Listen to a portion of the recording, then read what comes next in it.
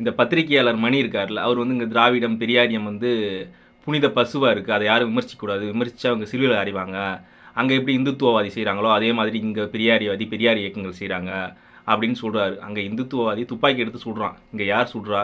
அங்கே ஒரு இயக்கம் கற்பிக்குது என்னென்னா, உனக்கு எதிராக எழுதுனானா பத்திரிகையாளர் அவன் கையை வெட்டு காலை வெட்டு துப்பாக்கி எடுத்து சுடு அப்படின்னு கற்பிக்குது. இங்கே அப்படி பண்ணுறாங்களா? இங்கே எதிர் விமர்சனம் தான் வைக்கிறாங்க. நீங்கள் ரெண்டுத்தையும் ஒன்று கட்டுறீங்களே, இது எப்படி நியாயமாக இருக்கும்? எவ்வளோ ஒரு அயோக்கியத்தனம் இது. இவர் வந்து காசை வாங்கிக்கிட்டு கண்ணை உருட்டி உருட்டி போய் பேசலாம், அவதூறு கருத்தை பரப்பலாம் பார்த்துங்க, அதை கருத்துருவாக்கமாக உருவாக்கலாம், அது தப்பு கிடையாது. அதுக்கு எதிராக ஒருத்தவங்க விமர்சனம் வைக்கக்கூடாது பார்த்துங்க, விமர்சனம் வைக்கக்கூடாது, அந்த கருத்து தப்பு அப்படின்னு எதிராக பேசக்கூடாது பார்த்துங்க. பேசினா என்னை சிலுவையில் அரைஞ்சிருவாங்க, என்னை கத்தியால் குத்திடுவாங்க, என்னை துப்பாக்கியால் சுட்டுருவாங்க அப்படின்னு கருத்து வைக்கிறது. பத்திரிகையாளரை திராவிட இயக்கம் பெரியாரியவாதிகள் எப்போ கத்தியால் குத்துனாங்க, எப்போ துப்பாக்கி சூடு நடத்துனாங்கிறது சொல்லணும் பத்திரிகையாளர் மணி. ஏன் இந்த அவதூறு கருத்து உங்களுக்கு?